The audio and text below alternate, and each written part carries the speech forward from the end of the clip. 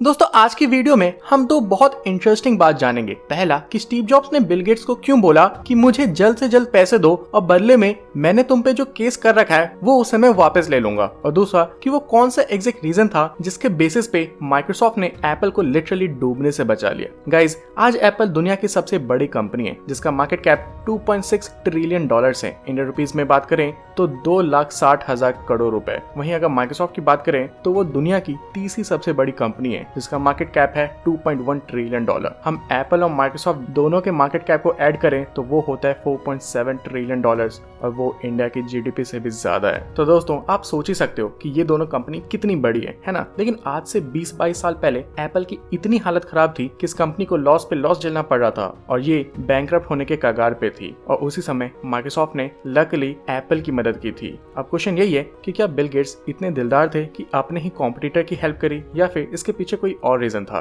1976 में Steve jobs, Steve वॉजनिक और Ronald when ने एप्पल को शुरू किया था, पर कुछ ही टाइम बाद रोनाल्ड वेन अपना 10% शेयर सिर्फ $800 में बेच के चले जाते हैं। वो कंपनी में रहते तो आज की डेट में वो टॉप के बिलियनर लिस्ट में जरूर होते। 1984 तक सब कुछ अच्छा चला था, कंपनी प्रॉफिटेबल थी, अच्छा खासा रेवेन्यू जनरेट हुआ था और उसी दौरान हाई चांसेस थे कि ये कंप्यूटर फील्ड में बहुत आगे जाएगी। पर 1984 में स्टीव जॉब्स ने पेप्सिको के सीईओ जॉन स्कली को हायर किया। इसके बाद ही दोनों के बीच प्रॉब्लम होने शुरू हो गए और इसका रिजल्ट ये हुआ कि स्टीव जॉब्स को उन्हीं की कंपनी से निकाल दिया गया। और इस इंसिडेंट के कुछ ही महीनों के बाद एप्पल के लगभग सारे प्रोडक्ट फेल होने चालू हो गए और कंपनी को हर एक क्वार्टर में अप्रॉक्स 700 से 800 मिलियन डॉलर्स का लॉस झेलना पड़ रहा था। एप्पल के बोर्ड ऑफ डायरेक्टर्स हर साल सीईओ बदल रहे थे पर कोई सॉल्यूशन निकल ही नहीं रहा था। इसके बाद ही बोर्ड ने स्टीव जॉब्स की कंपनी नेक्स्ट को हायर करने का फैसला लिया। स्टीव जॉब्स एप्पल में फिर शामिल हुए और उनको कंपनी के शेयर्स दिए गए। स्टीव ने आके कंपनी को रिस्ट्रक्चर करना चालू किया पर कंपनी अंदर से इतना बदल चुका था ना कि इसको सुधारना जॉब्स के लिए एक बड़ा टास्क बन गया था। उन्होंने फिर एक चीज नोटिस की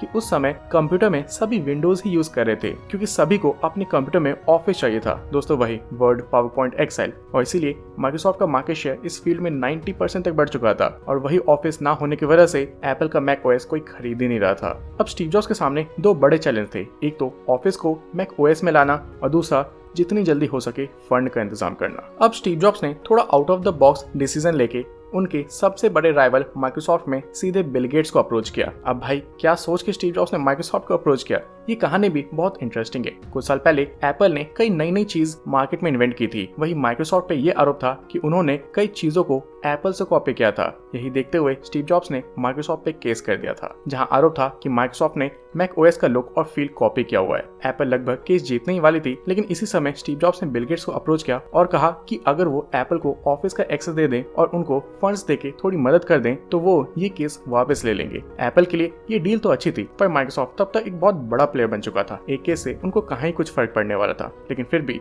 बिल गेट्स ने इस डील को एक्सेप्ट किया और 6 अगस्त 1997 में स्टीव जॉब्स ने ये अनाउंस किया कि एप्पल ने माइक्रोसॉफ्ट के साथ पार्टनरशिप की और माइक्रोसॉफ्ट एप्पल में $150 मिलियन इन्वेस्ट करने वाला है। इसके साथ साथ मैक ओएस में ऑफिस का एक्सेस होगा। अब सवाल ये आता है कि आखिर क्यों बिल गेट्स ने ये डील एक्सेप्ट की। दोस्तों आज बिल गेट्स अपने फिलैंथ्रोपी और जेनरोसिटी के लिए बहुत फेमस है पर उस समय ऐसा बिल्कुल नहीं था। मार्केट में उनकी इमेज काफी खराब थी और उन पर एप्पल से टेक्नोलॉजी चुराने का आरोप भी था। पर बिल गेट्स का एक ही मोटिव था, अपने माइक्रोसॉफ्ट को आगे ले जाने के लिए किसी भी हद तक जाना। पर मार्केट में तो यही बात फैली थी कि बिल गेट्स दुनिया के सामने अच्छे दिखने के लिए कई बार अपने कॉम्पिटिटर्स की मदद करते हैं। पर दोस्तों ये पूरा सच नहीं है। उस समय माइक्रोसॉफ्ट की मोनोपोली चलती थी और एक के बाद एक उनके डिसीजन से टेक्नोलॉजी रिलेटेड कॉम्पिटिटर्स खत्म होते जा रहे थे और यही बात एंटी ट्रस्ट रेगुलेटर्स के नजर में आ गई। फॉर एग्जांपल माइक्रोसॉफ्ट का मार्केट शेयर 90% था और इसके चलते उन्होंने उन्हीं के बनाए सॉफ्टवेयर डिफॉल्ट में डालना शुरू कर दिया जिससे कॉम्पिटिटर्स बाहर होने लगे। उस समय ब्राउजर को अलग से खरीदा जाता था पर माइक्रोसॉफ्ट ने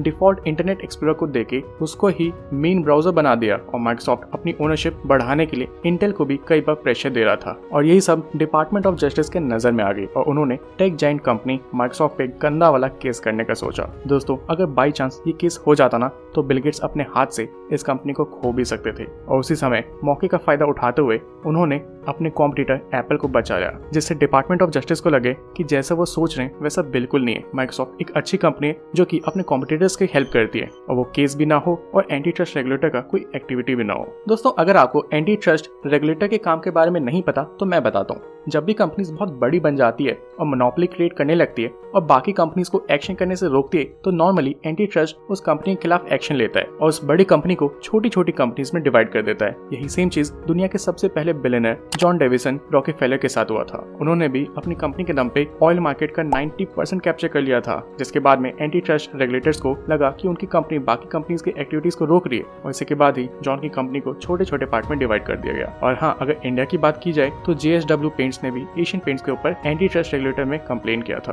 उनका ये आरोप था कि largest paint company Asian Paints JSW paints को मार्केट में आने से रोक रही है और पता है एशियन पेंट्स ने हर एक रिटेलर और डिस्ट्रीब्यूटर को JSW पेंट खरीदने से मना कर दिया था, जो कि बहुत बुरी बात है। और ऑब्वियसली एशियन पेंट का मार्केट कोई खराब नहीं करना चाहता था, तो ये लोग भी JSW पेंट्स के साथ डील नहीं कर रहे थे। अगर ये आरोप सही हुआ तो इसका रिजल्ट भयानक भी हो सकता था और ये बात बिल गेट्स जानते थे, इसलिए उन्होंने ऑफिस का एक्सेस और फंड्स दोनों ही देके एप्पल की मदद की। तो देखा जाए तो ये डील माइक्रोसॉफ्ट के लिए ज्यादा प्रॉफिटेबल थी। 2001 में डिपार्टमेंट ऑफ जस्टिस ने माइक्रोसॉफ्ट को क्लीन चिट दे दी और अपना टारगेट पूरा होने के बाद 2003 में माइक्रोसॉफ्ट ने एप्पल के सारे शेयर्स बेच दिए। और दोस्तों, आपको बता दूं कि एप्पल की ग्रोथ उसी टाइम से शुरू हुई और आगे चल के एप्पल माइक्रोसॉफ्ट से भी बड़ी कंपनी बन गई। और हाँ, बिल गेट्स ने जल्दी शेयर्स बेच के अपना खूब सारा प्रॉफिट करवा दिया। और 1997 में जिस एप्पल का मार्केट कैप $3 बिलियन था, आज वो $2.6 ट्रिलियन है। स्टीव जॉब्स ने ये डील करके सही किया और आज जो हम दोनों कंपनीज को इतनी बड़ी और स्टेबल देखते हैं, तो सोचा जाए तो दोनों ने ही एक दूसरे को इस काबिल बनाया। दोस्तों, वीडियो पसंद आई तो वीडियो को लाइक करना ना भूलें। Thank you so much for watching.